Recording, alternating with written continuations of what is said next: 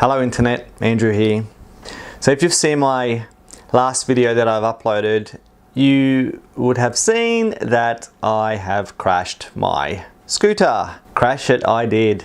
I sometimes do things by halves, but not this time. The throttle tube on my scooter needed replacing because I bought it, it's an old scooter, and the throttle tube had started deteriorating, that housing where it twists inside, so it started deteriorating inside there. So I finally was able to track down the tube.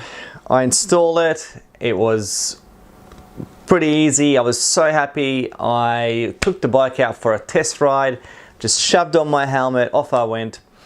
And I wanted to get some fuel, so I went down to the local BP, which is about, I don't know, about 6 k's away from here, 6-7 k's, not too far. And everything was going fine. It was 9:30 on a Friday night, and I'm going to talk about that in a minute. So anyway, got to BP, got the fuel, everything was fine. On the way home, I always take a very similar route, and because I was so happy that the bike was back together, I just wanted to do a little bit of an extended ride just to be on the road a little bit more.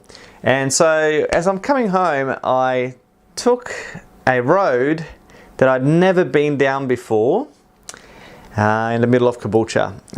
So it's called Esme Road, for those of you that know the area. It's just a little road that goes along the river at the lakes there, and comes back onto King Street. I'd never been on it before. So basically what happened was, the quick version is, I had come up from a bit of a hill.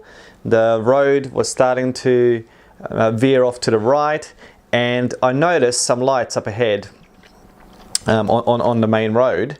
And I kind of assumed in my mind just kind of put it together that the road is going to straighten back up and head towards the lights. And it didn't. There was a massive kink in the road. So it didn't. There was a kink that went off to the side a little bit, like a bit of a chicane, and before it joined onto the road again. And so I was coming up to it. It was too late to notice, and there weren't any trees or anything, thankfully. It was a nice big patch of grass. The gutter came up on me quickly, and I dumped it and hit the gutter and caused myself quite a bit of damage for, you know, sort of a 50k, 60k per hour accident. I've broken my clavicle, I've broken my ankle, I've broken my AC joint here, so it's actually not too bad, this one, but there is a chip in the AC joint. And I've also broken a bit of my scapula at the back, and I've chipped a little bit of my heel on the other side, and I have some bark that's come off. Now that's actually healed really nicely, thanks to Mum and the ongoing moisturizing and bandaging that we did early on, so thank you very much. I am eternally grateful for keeping me looking pretty. So what caused the accident? Well, it's purely me. It was all me. Here are some of the things that contributed to it, and they are all me. Okay, so basically the scooter had not very good lights. So the lights were the front of the scooter was sort of glazed over where the lights were, so the lights weren't very strong lights. So that was definitely a contributing factor. But I knew that. It wasn't a surprise. I should have been way more careful, knowing that the lights weren't very good.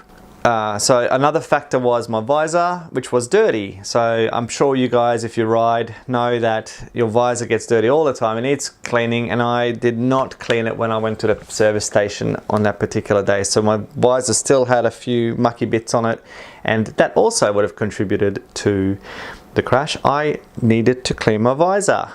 So that's another lesson learned, is to have a clean visor, you know, when you're riding most of the time, if you can help it. Another factor, and I'm not sure how big of a factor this was, but I did have my Cena 20S running in my ears. I had it on the radio.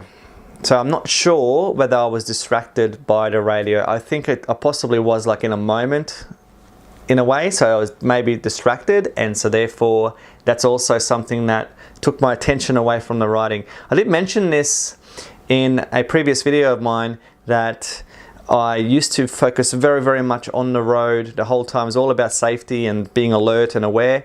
And I think that maybe with the Sena, with the radio, it possibly could have just diverted my attention a little bit, just a little bit, for me to not react as fast as I possibly could have.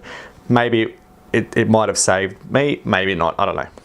The main issue was an assumption that I made, and that was that when I'm riding at night time, I rely very much on the feedback I'm getting from the environment around me. And so what happened, and this is the reason why I crashed, is the lights up on the street ahead, and I used those as the reference points rather than looking closer at the things near me, like where the gutter is, how the road paint would have started swerving to the right more. I don't know, but that was the big one, is I assumed something about the road that I was on, and so that was the big massive mistake that I made.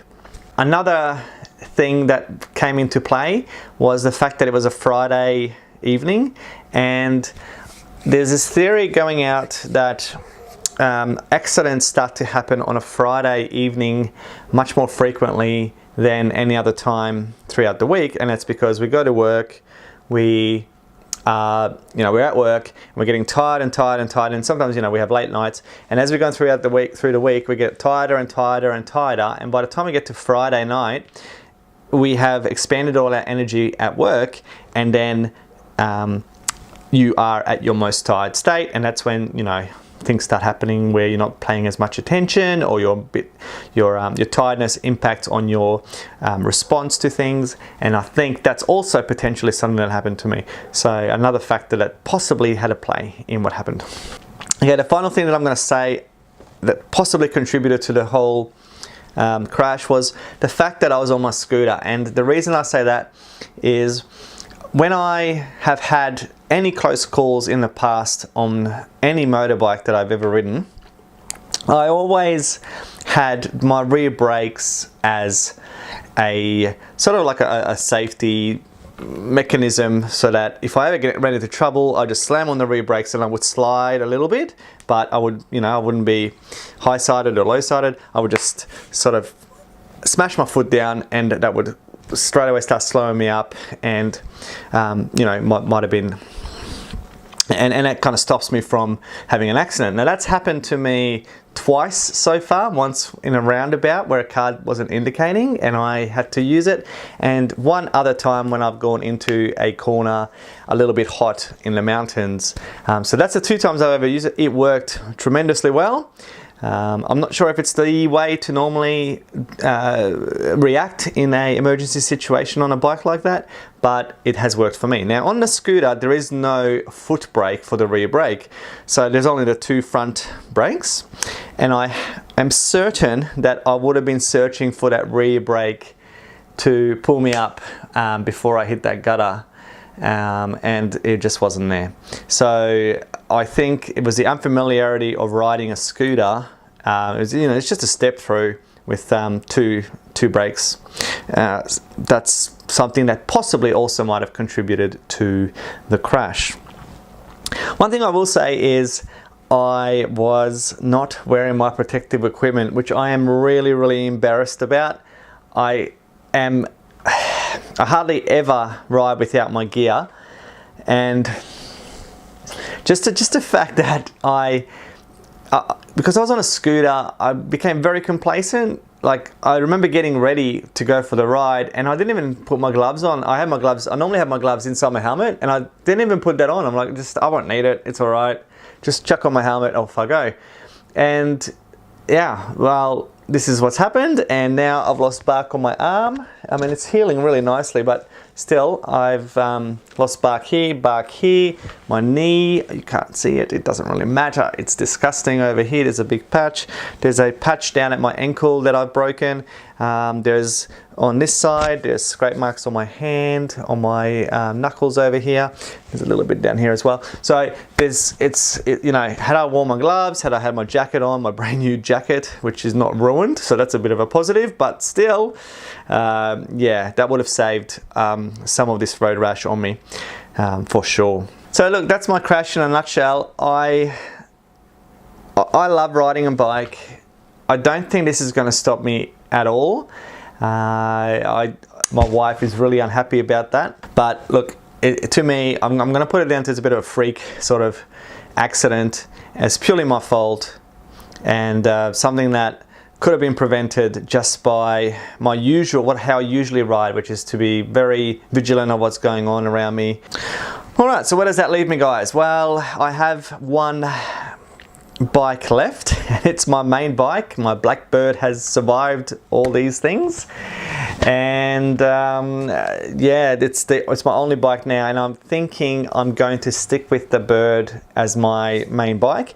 We have a tour that we are starting to set up for September next year, and I'm really keen. Comforted Zeus 45. Comforted Zeus is the person who's organizing the ride, and it's very exciting, and he's just upgraded his little baby blade CBR 250 to a CBR 1000F. So he's upgraded to a nice big sports tourer, sort of like the you know, the big brother, I suppose, of the, I don't have a big brother, older brother, the older brother of the Blackbird.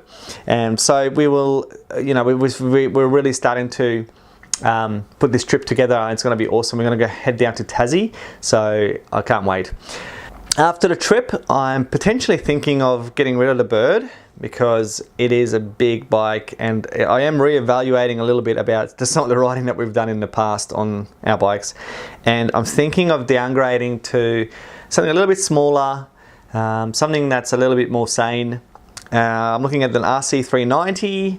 I was looking at the Ninja 300, but I'm kind of turned off that a little bit now from some of the things that I'm seeing and hearing about the Ninjas. So I know they're good bikes, but I just think I want something with a bit more character. I'm a bit of an individual, so for me, I would like a bike that stands out a little bit more. I might go to a Ducati Monster again. That would be awesome. We'll see. So yeah, that's it, guys. I'm still going to continue making videos about motorbikes. This channel is going to keep going for sure. There's no doubt about that. I did make a decision a couple of weeks ago, actually, before my crash, that I'm not going to do motovlogging like Walterific, for example, does motovlogging. I'm not going to do that sort of style of a motovlog because, to me, I do not understand why you would want to be sitting on a bike and talking about things, thinking about things on the road when you should be focusing on riding. Like, I love riding my motorbike. I'm not there to talk.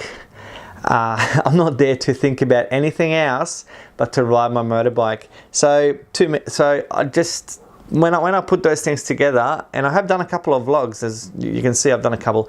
Doesn't appeal to me. It does not appeal to me. I just want to ride my bike, enjoy what I'm doing, and not worry about making videos where I'm talking about this, that. I'll still have heaps of footage, don't get me wrong, because having a camera on your head, like, that's fine. It doesn't detract from the experience, but then to try to talk about something or come up with a topic or this and that. So I'm going to do a different type of vlog. What I'm going to do is do a vlog like Leafy does. Leafy is here. Oh, so I don't know if you follow him. He's a young fella in the US. He's a very interesting character. What he does is he puts up videos of himself playing computer games, and then he talks about stuff and puts in images and videos while he's playing computer games. That appeals to me. So what I'm thinking of doing is playing a video of me riding, but talk over the top at a later time and put it together in editing. So that's what I'm hoping to do. Alright, guys, as per always, if you have any questions about my crash, if you want to ask anything at all, please do in the descriptions. If you first time you've come to my channel, please say hi. You know, sub, like, dislike, do whatever you need to do. Bye.